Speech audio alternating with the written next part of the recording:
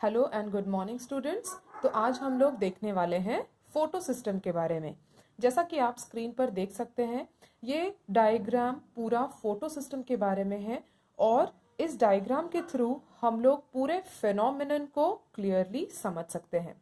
तो इस डायग्राम के थ्रू हम लोग ये जान सकते हैं कि एक फोटो सिस्टम में क्या क्या प्रेजेंट होता है, या हम कह सकते हैं कि फोटो सिस्टम कंप्राइज करता है किन किन चीज़ों का। सबसे पहली और सबसे इम्पॉर्टेंट चीज़ कि फोटो सिस्टम में एक लाइट हार्वेस्टिंग कॉम्प्लेक्स प्रेजेंट होता है, जिसको हम शॉर्ट फॉर्म में LHC भी कह सकते हैं।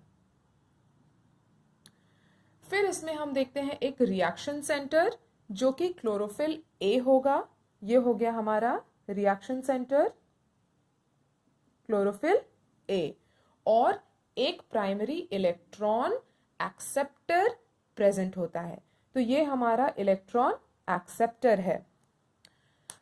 एक फोटो सिस्टम में लाइट हार्वेस्टिंग एंटेना कॉम्प्लेक्स होता है। जैसे कि हमारे घर पे जो डिश टीवी लगा होता है, तो उसका भी क्या होता है, एक एंटेना होता है जो सिग्नल को रिसीव करता है। उसी तरह से इस फोटो सिस्टम में भी एक एंटेना कॉम्प्लेक्स प्रेजेंट है जो कि लाइट को एज अ सिग्नल की तरह वो क्या करेगा, कैप्चर करेगा। तो हमारे पास क्या है, एंटेना पिगमेंट मॉलिक्यूल जो कि एंटेना कॉम्प्लेक्स की तरह काम करता है।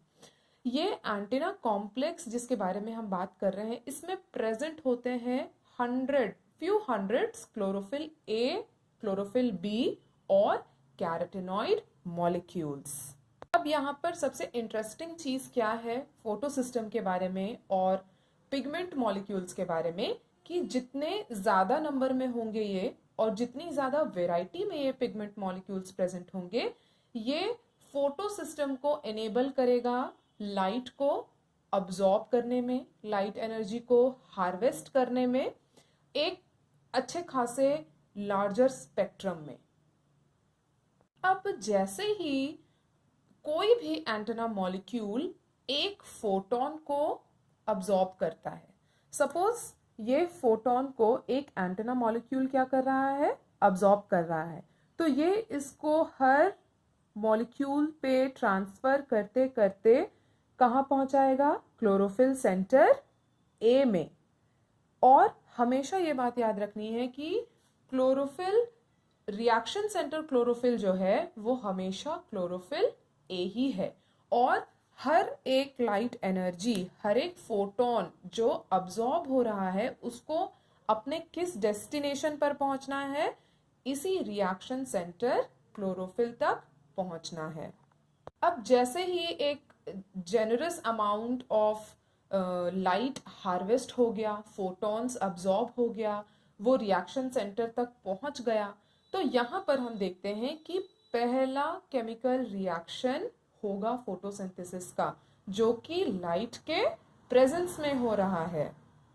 अब ये जो इलेक्ट्रॉन्स हैं रिएक्शन सेंटर क्लोरोफिल से ये चले जाते हैं प्राइमरी इलेक्ट्रॉन एक्सेप्टर के पास। यानी कि हम कह सकते हैं कि जो प्राइमरी इलेक्ट्रॉन एक्सेप्टर है वो सारे इलेक्ट्रॉन्स को क्या कर लेता है, एक्सेप्ट कर लेता है अपने पास। तो जब हम फोटो सिस्टम की यहाँ पर बात कर रहे हैं, तो हमें एक और चीज ध्यान में रखनी है कि जो थाइलाकॉइड मेम्ब्रेन्स होते हैं लीफ में प्रेजेंट, ये ही इम्पॉर्टेंट या बेसिक साइट है जहाँ पे लाइट डिपेंडेंट रिएक्शन होगा। और इन्हीं थाइलाकॉइड मेम्ब्रेन्स में दो तरह के फोटो सिस्टम प्रेजेंट होते हैं। एक फोटो सिस्टम 1 जिसको हम PS1 कहेंगे, और दूसरा फोटो सिस्टम 2 जिसको हम PS2 भी कहेंगे। PS1 PS2 इसलिए नाम दिया गया डिस्कवरी के बेसिस पर। पहले PS1 डिस्कवर किया गया, इसीलिए PS1 फोटो सिस्टम 1, और फोटो सिस्टम 2 बाद में डिस्कवर किया गया, इसलिए फोटो सिस्टम 2 या PS2 कहा जाता है। अब इनमें रिएक्शन सेंटर जो होगा, दोनों में PS1 की बात करें या PS2 की बात करें, दोनों में जो रिएक्शन सेंटर क्लोरोफिल है वो क्लोरोफिल A मॉलिक्यूल ही है।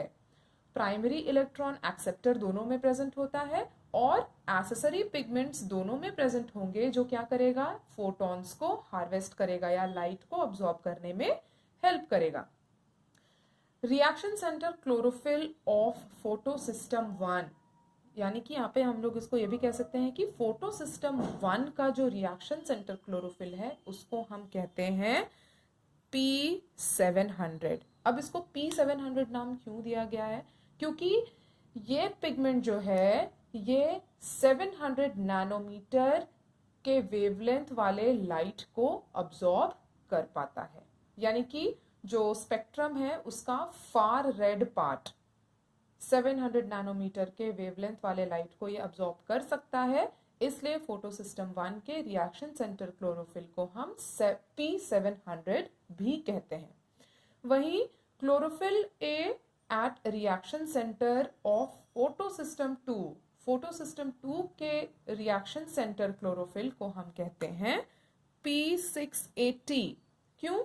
क्योंकि ये 680 नैनोमीटर के वेवलेंथ के लाइट को क्या कर सकता है? अब्सॉर्ब कर सकता है।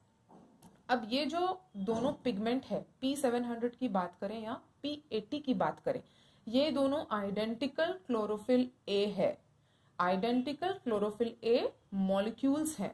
सिर्फ इनमें जो बिहेवियरल डिफरेंस हम देखते हैं, इनमें जो हम डिफरेंट बिहेवियर ऑब्जर्व करते हैं, ये सिर्फ और सिर्फ किसकी वजह से होता है? अलग अलग प्रोटीन जो इनके साथ एसोसिएटेड होते हैं, इनके वजह से ये स्लाइट वेरिएशन हम इनमें देख पाते हैं। अदरवाइज इसमें कोई डिफरेंस नहीं है, क्लोरोफिल ए मॉलिक्यूल दोनों में प्रेजेंट है। अब हम यहाँ पर एक और इम्पॉर्टेंट चीज जान लेते हैं जिसके बारे में हम लोग बात करने वाले हैं, वो है excitation of isolated chlorophyll molecule. Suppose कभी ऐसा हो कि एक क्लोरोफिल मॉलिक्यूल जो है कि वो आइसोलेटेड फॉर्म में है, आइसोलेटेड क्लोरोफिल, और वो एक्सपोज्ड है टू लाइट। अब इस कंडीशन में क्लोरोफिल क्या करेगा? वो तो फोटोन को अब्सॉर्ब करेगा, एनर्जी को अब्सॉर्ब करेगा। तो यहाँ पर जो इलेक्ट्रॉन्स हैं वो एक्साइटेड मोड पे आ जाएंगे। एक बार वो एक्साइटेड मोड में आ गया तो वो क्या सर्च करेगा? वो जाना चाहेगा प्राइमरी इलेक्ट्रॉन एक्सेप्टर के पास। लेकिन क्योंकि यहाँ पर हम एक आइसोलेटेड क्लोरोफिल मॉलिक्यूल की बात कर रहे हैं, यहाँ पर प्राइमरी इलेक्ट्रॉन एक्सेप्टर प्रेजेंट नहीं होगा। तो क्योंकि अब इस इलेक्ट्रॉन के पास रास्ता नहीं है कि वो प्राइमरी इलेक्ट्रॉन एक्सेप्टर के पास पहुंच पाए, तो ये इलेक्ट्रॉन क्या करता है? अपने ग्राउंड स्टेट में वापस आ जाता है। ये एक्साइटेड फॉर्म में आया और इसने रास्ता ढूंढना चाहा प्राइमरी इलेक्ट्रॉन एक्सेप्टर का, लेकिन जब उसको प्राइमरी इलेक्ट्रॉन एक्सेप्टर नहीं मिला तो वो वापस से कहाँ आ गया? अपने ग्राउंड स्टेट पे आ गया। तो इस दौरान क्या होता है कि जो इलेक्ट्रॉन है, इलेक्ट्रॉन एक्साइटेड मोड में है और इसमें जो एक्स्ट्रा एनर्जी है वो एमिट होता है इन फॉर्म ऑफ लाइट, और इसी फेनोमेनन को हम कहते हैं फ्लोरेसेंस। तो ये हमें हमेशा याद रखना है कि कैसे फ्लोरेसेंस होता है, एमिशन ऑफ लाइट, या हम विजिबल लाइट को देख सकते हैं। तो अब हम लोग देखेंगे इमर्सेंस इफेक्ट एंड रेड ड्रॉप के बारे में। इमर्सेंस इफेक्ट क्या होता है और रेड ड्रॉप क्या होता है?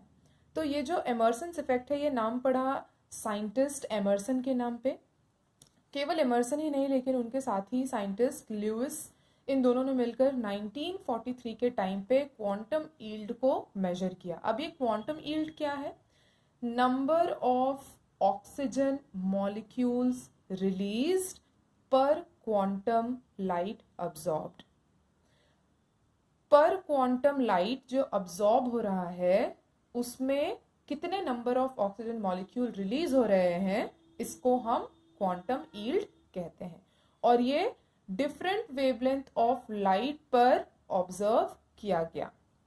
अब उन्होंने क्या ऑब्जर्व किया कि फोटोसिंथेसिस का जो रेट है वो सडनली क्या कर रहा है? ड्रॉप कर रहा है एट 680 नैनोमीटर। तो ये जो 680 नैनोमीटर का जो रेंज हम देख रहे हैं वो कौन सा रीजन है स्पेक्ट्रम में? रेड रीजन है। तो यहाँ पर हम लोग क्या बोल सकते हैं, या हम लोग ये कह सकते हैं कि उन्होंने क्या ऑब्जर्व किया कि ये जो सडन फॉल है फोटोसिंथेसिस का, जब हम रेड रीजन को क्रॉस करते हैं, रेड रीजन ऑफ स्पेक्ट्रम को हम जब क्रॉस करते हैं, तो इसी को नाम दिया गया रेड ड्रॉप। उन्होंने आगे चलकर इसके ऊपर और भी खोज किया और उन्होंने क्या पता लगाया कि जो फोटोसिंथेटिक रेट है उसको रिस्टोर किया जा सकता है। कैसे रिस्टोर किया जा सकता है?